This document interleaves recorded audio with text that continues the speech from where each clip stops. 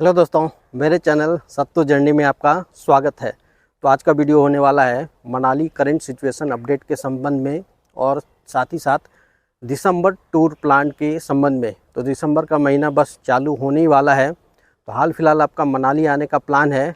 तो हर कोई मनाली विज़िट कर रहा है, खासकर बर्फ़ देखने के लिए। तो मनाली विज़िट करेंगे तो कौन कौन से स्नो पॉइंट दिसंबर में विज़िट करेंगे तो आपको डेफिनेटली वहाँ पर स्नो देखने के लिए अच्छा खासा मिल जाएगा और बहुत सारी स्नो वाली एक्टिविटी भी आप वहां पहुंचकर कर पाएंगे। साथ ही साथ बताऊंगा कि मनाली का मौसम कैसा है, कितनी ठंड पड़ रही है मनाली में, और लगातार मनाली में पिछले एक महीने से रुक रुक कर तो बर्फ़बारी चालू हुई है, स्नोफॉल तो हो ही रही है।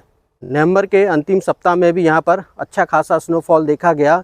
ऊंची ऊंची चोटियों पे खासकर रोहतांग पास, बारालाचा पास और कुछ स्नोफॉल हुआ है। अटल टनल और कोकसर के तरफ भी अच्छी खासी हल्की फुल्की स्नोफॉल देखने के लिए मिली है।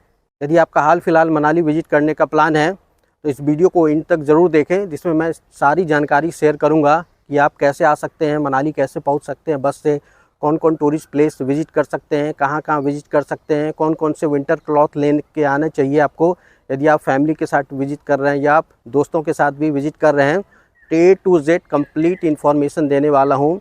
और दिसंबर में आप कभी भी आएंगे तो कहाँ पर आपको अच्छा खासा बर्फ़ देखने के लिए मिल जाएगा और साथ ही साथ स्नो वाली एक्टिविटी आप कर पाएंगे, चाहे स्केटिंग करना हो, चाहे आपको और कोई भी दूसरी एक्टिविटी करना हो मनाली पहुंचकर। यदि मनाली विजिट करने का प्लान है और पहली बार आप मनाली आ रहे हैं तो मनाली आप कैसे पहुँच सकते हैं। तो बहुत सारे लोग अपनी कार लेके आ जाते हैं मनाली, और बहुत सारे लोग टैक्सी हायर करके आ जाते हैं, और बहुत सारे लोग मनाली बस से पहुंचना चाहते हैं। तो बस से आप दिल्ली से मनाली कैसे पहुंच सकते हैं आसानी से।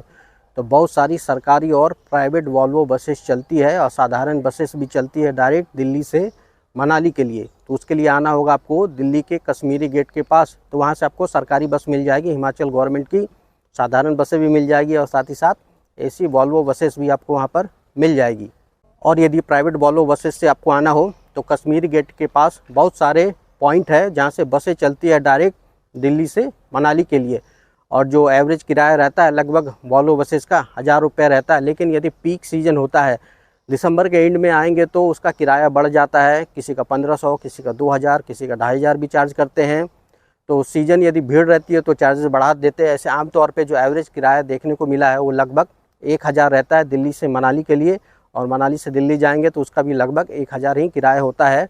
और जो इसका ट्रैवल टाइम है लगभग 12 से 13 घंटे का होता है। तो आराम से यदि आप शाम को वहाँ पर 6 बजे मनाली दिल्ली में बैठ रहे हैं तो वहाँ से आप आसानी से सुबह 6 से 7 बजे मनाली आसानी से 12 घंटे में पहुँच जाएंगे। तो बहुत सारे लोग मनाली विजिट करते हैं तो उनकी मेन क्वेरी रहती है कि होटल वहाँ पहुँचने के बाद लें, बुक करें या फिर एडवांस में बुक करें। तो मेरा एडवाइस होगा आप एडवांस में बुक करें।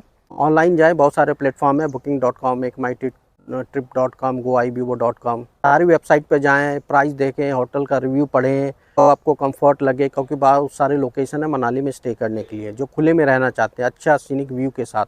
तो लॉग हट्स है एरिया, उधर रह सकते हैं, हिंडीमा माता मंदिर की तरफ रह सकते हैं, ओल्ड मनाली में रह सकते हैं, सिमसा बहुत अच्छा लोकेशन है रहने के लिए। और भी खुला एरिया चाहिए तो बुरवा और सनाग अच्छा एरिया है, लेकिन मनाली मॉल रोड से 5-6 किलोमीटर की दूरी पे है। तो बहुत सारे ऑप्शन आपको दिख जाएंगे।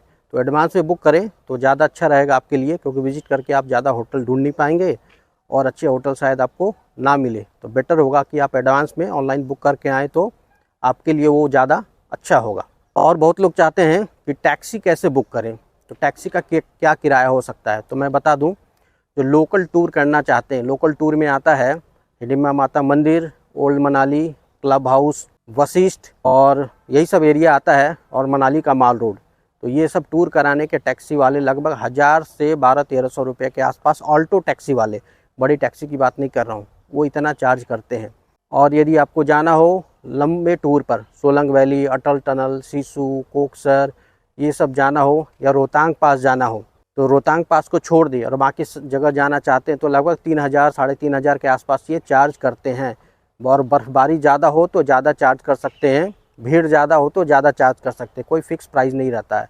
और यदि रोहतांग पास जाना हो और वहाँ से घूमकर वापस आना हो अटल टनल सिसु होते हुए, तो ऑल्टो टैक्सी वाले लगभग 4 से 5000 रुपया चार्ज कर सकते हैं आसपास। वो भी डिपेंड करता है रश के ऊपर, ज़्यादा रश रहता है, भीड़ रहती है तो रेट बढ़ा देते हैं ऑल्टो टैक्सी वाले, कम रश रहता है तो कम रेट रखते हैं। कम रेट मान के चलिए मिनिमम वो 3000 से नीचे वो तो बिल्कुल नहीं जाएंगे। और बड़ी गाड़ी लेंगे आप, सुमो लेंगे, इनोवा लेंगे, स्विफ्ट डिज़ायर लेंगे, तो उनका किराया और भी ज़्यादा होगा। टैक्सी आपको मिलेगा कहाँ? या तो अपने होटल वालों को बोलकर बुक कर सकते हैं, या टैक्सी यूनियन ऑपरेटर का ऑफिस है मनाली मॉल रोड पे, तो जाइए वहाँ पर डायरेक्ट बात करिए और उनसे भी बुक कर सकते हैं। और बहुत सारे टैक्सी ड्राइवर जिनकी अपनी कार है वो घूमते रहते हैं, तो उनसे भी डायरेक्ट बात करके निगोशिएट करके आप जो भी टूरिस्ट प्लेसेस जाना चाहते हैं जा सकते हैं घूमने के लिए। अब बात करें टूर प्लान घूमना हो आपको तो बर्फ़ कहाँ मिलेगा? तो फिलहाल मनाली में तो बर्फ़ गिरा नहीं है। खासकर जनवरी और फरवरी के महीने में मनाली मॉल रोड पे बर्फ़ गिरता है, वो भी कभी कभी 2-3 बार 4 बार गिर जाता है। लेकिन आप विज़िट करने का प्लान करें तो बर्फ़ कहाँ कहाँ देखने के लिए मिल जाएगा और कौन कौन से प्लेसेस आपको विज़िट करना चाहिए दिसंबर में। तो दिसंबर में आप विज़िट करेंगे, सबसे पहले चले जाएंगे मनाली मॉल होते हुए सोलांग वैली की तरफ। तो सोलंग वैली में आएंगे तो सोलंग वैली में आपको बर्फ़ देखने के लिए मिल सकता है। तो सोलंग वैली का रोपवे और स्की सेंटर चले जाएंगे तो वहाँ बर्फ़ रहता है कुछ दिनों तक। यदि बर्फ़ गिरा हो तो बहुत दिन पहले प्रेडिक्शन नहीं कर सकते। बहुत सारे लोग पूछते हैं 15 दिन बाद आ रहे हैं तो सोलंग वैली में बर्फ़ मिलेगा, इसकी कोई गारंटी नहीं है। यदि बर्फ़ गिरती है तो 2-4 दिन ही बर्फ़ रहती है, उसके बाद पिघल जाती है। तो मौसम का प्रेडिक्शन देखें क्या बता रहा है, कब वहाँ पे बर्फ़ गिरने की संभावना है, उसके अनुसार अपना टूर प्लान डिसाइड करें। विंटर के महीने में जब भी आप आएंगे सोलंग वैली की तरफ, वहाँ पे सेम टू सेम इस तरह का नज़ारा देखने के लिए मिलेगा। तो सोलंग वैली का रोपवे सेंटर, रोपवे एक्टिविटी कर सकते हैं, बर्फ़ गिरी हो तो स्केटिंग भी कर सकते हैं, स्कीइंग भी कर सकते हैं, पैराग्लाइडिंग एक्टिविटी वहाँ बहुत सारी होती है। उसके अलावा हॉर्स राइडिंग होती है, एटीवी बाइक राइडिंग होती है, याक आपको मिल जाएंगे, याक राइडिंग वहाँ पहुँच कर सकते हैं। तो बहुत सारी एक्टिविटी है। जिप लाइन एक्टिविटी है सोलंग वैली में करने के लिए, तो जिप लाइन वहाँ पर कर सकते हैं। छोटी जिप लाइन भी होती है, बड़ी जिप लाइन भी होती है। तो जो भी एक्टिविटी वहाँ पे करें तो प्राइस ज़रूर नेगोशिएट करें, मोल भाव ज़रूर करें, तभी आप थोड़ा सस्ते में कर पाएंगे एक्टिविटी। तो सारी एक्टिविटी का कॉस्ट वहाँ पर काफ़ी महंगा है। सोलंग वैली घूमने के अलावा यदि आप जाना चाहते हैं, सोलंग वैली के पास अंजनी महादेव मंदिर है, वहाँ से 1.5 किलोमीटर है मात्र। तो वहाँ आप कैसे जा सकते हैं? तो वहाँ गाड़ियाँ नहीं जाती है, या तो पैदल जाना पड़ेगा, जाने में 40-45 मिनट लगेंगे, आने में भी उतना ही लगेगा। और या घोड़े चलते हैं वहाँ पे, घोड़े ले सकते हैं, 250 रुपये घोड़े लेते हैं, 500 रुपया देंगे तो ले जाएंगे और लेकर आएंगे भी। घोड़े से जा सकते हैं। एटीवी बाइक चलती है, 1000 रुपये लेते हैं, 2 लोग बैठ के ले जाएंगे और आ भी सकते हैं। तो वहाँ पर आपको बर्फ़ देखने के लिए मिल जाएगा। विंटर में वहाँ पर अच्छी खासी बर्फ़बारी होती है और वहाँ पे बर्फ़ की शिवलिंग भी बनती है। तो ऊपर झरने से पानी गिरता है तो वो जम जाती है शिवलिंग। तो ठंड में लगभग जनवरी फरवरी महीने में विज़िट करेंगे तो शिवलिंग देखने के लिए मिल जाएगा। और इस तरह का पूरा अच्छा खासा बर्फ़ रहता है, क्योंकि सीधी धूप गिरती नहीं तो बर्फ़ काफ़ी समय तक टिकी रहती है। तो वहाँ पर आपको 2.5 से 3 फीट या 4 फीट भी अच्छा खासा बर्फ़ मिल जाएगा। और वहाँ पर भी बहुत सारी स्नो वाली एक्टिविटी होती है, तो वहाँ पर भी आप पहुँचकर अंजनी महादेव मंदिर के पास एक्टिविटी कर पाएंगे। तो एक अच्छा ये टूरिस्ट पॉइंट है अंजनी महादेव मंदिर सोलंग वैली के पास घूमने के लिए। तो वहाँ पर कोई भी जा सकते हैं, फैमिली के साथ भी जा सकते हैं, अकेले हैं या फ्रेंड के साथ भी जा सकते हैं। सोलंग वैली से आगे घूमने के लिए जाना चाहते हैं तो जा सकते हैं आप अटल टनल की तरफ। सोलंग वैली से 12-13 किलोमीटर की दूरी है। 10,000 फीट के ऊपर ऊंचाई पे सबसे लंबा टनल है, 9 किलोमीटर कुछ उसकी लंबाई है। तो काफ़ी अच्छा लगेगा देखने में। और वहाँ पे चले जाएंगे तो अटल टनल पे अपना फ़ोटो शूट करवाइए। और चंद्रा नदी पे बनी हुई है वो, उसके दूसरी तरफ जाएंगे लाहौल वैली में तो चंद्रा नदी दिखेगी।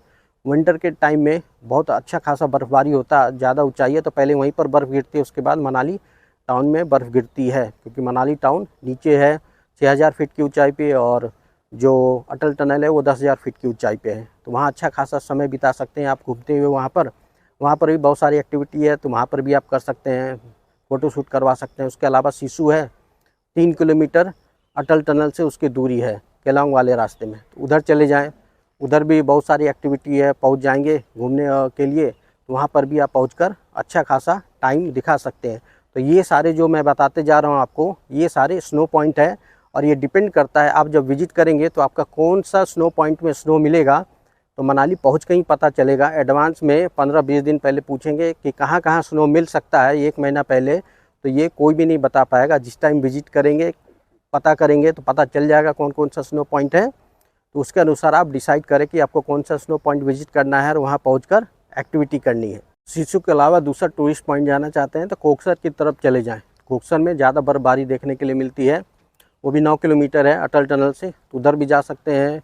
उधर का व्यू काफ़ी अच्छा दिखेगा, यदि बर्फ़बारी होती है तो उसमें वहाँ उधर का व्यू काफ़ी अच्छा होता है, दोनों तरफ बर्फ़ गिरी रहती है, तो वो भी एक अच्छा पॉइंट है घूमने के लिए। और रोहतांग पास कब तक खुला रहेगा? फिलहाल तो रोहतांग पास खुला है, कब बंद हो जाए कोई भरोसा नहीं है उसका, काफ़ी लंबे समय तक खुला है। पहले तो ये नवंबर के सेकंड वीक में ही बंद हो जाता था, लेकिन इस साल वो फिर भी थोड़ा लेट खुला हुआ है। तो जब तक रोहतांग पास खुला है तब तक विजिट कर सकते हैं, वहाँ पहुँचेंगे, पता लगाएंगे रोहतांग पास खुला है तो जा सकते हैं। रोहतांग पास खुला नहीं है, बंद है, तो आप सिर्फ गुलाबा तक जा सकते हैं, चेक पोस्ट तक, और वहाँ पर घूमकर आप वापस आ सकते हैं। अब बात करें स्नो शूट की, तो बहुत सारे लोग जो बर्फ़ के लिए जाते हैं तो हर किसी को टैक्सी वाले स्नो सूट पहना देते हैं, 250 रुपया कॉस्ट होता है। तो यदि आपको स्नो में खेलना हो आराम से तो स्नो सूट लें, नहीं तो सिर्फ गम बूट लें, रबड़ वाले जूते पहन के जाएँ, मोर देन सफिशेंट है। यदि बर्फ़ में लोट कर आपको नहीं खेलना है तो आपको जो विंटर क्लॉथ लेकर आएँ वो more than sufficient, snow suit लेने की ज़रूरत नहीं है। और बताऊं ठंड कितनी पड़ रही है, यदि आ रहे हैं आप तो ठंड अच्छी खासी पड़नी चालू हो गई है।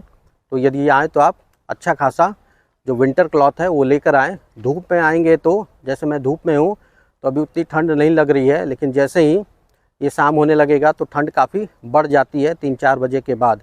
तो अच्छे खासे विंटर क्लॉथ के लेकर आएँ। बच्चे आ रहे हैं तो एक्स्ट्रा केयर रखें, दस्ताने, मफलर, टोपी, ग्लव्स ये सारे लेकर आएँ, तभी आप अच्छी तरह घूम पाएंगे चारों तरफ।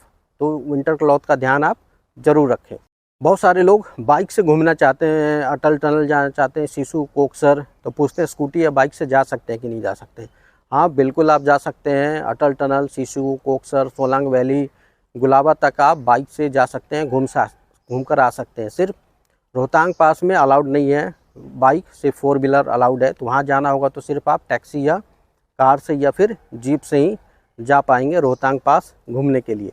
तो मनाली यदि दिसंबर के महीने में विजिट कर रहे हैं तो डेफिनेटली आपको कहीं ना कहीं बर्फ़ देखने के लिए डेफिनेटली मिल जाएगा। और जनवरी और फरवरी में आ रहे हैं तो डेफिनेटली आपको शायद मनाली टाउन या मनाली मॉल रोड में ही अच्छा खासा बर्फ़ देखने के लिए आपको मिल जाएगा। जनवरी में आएंगे तो कुछ इस तरह का बर्फ़ देखने के लिए मिल जाएगा आपको। मनाली टाउन में अच्छी खासी बर्फ़बारी होती है, लेकिन यदि आप मनाली शहर में हैं तभी इसका लुत्फ़ उठा पाएंगे, एंजॉय कर पाएंगे। कहीं दूर है और आकर देखना चाहते हैं तो फिर इस तरह का शायद आपको बर्फ़ देखने के लिए नहीं मिलेगा प्रॉपर मनाली शहर में।